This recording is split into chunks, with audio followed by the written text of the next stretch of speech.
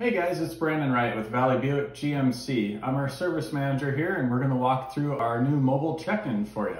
So you don't even have to come in when you drop your vehicle off.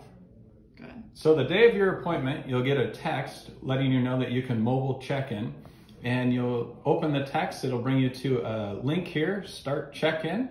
It's going to give you your vehicle. You're going to hit start check-in, enter your miles, your license plate number, and your vehicle's color.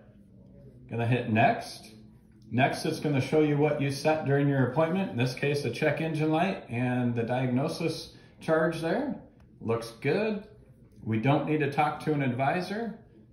Hit next. Right here, you're gonna approve the repair or the diagnosis on your vehicle. Complete the check-in.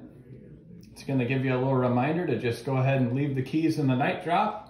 Or if you needed to see an advisor, you can do so then and leave your vehicle in the drive. That's it. If you guys have any questions on the mobile check-in, give us a call at 253-737-2000. We'd be more than happy to help you through the process.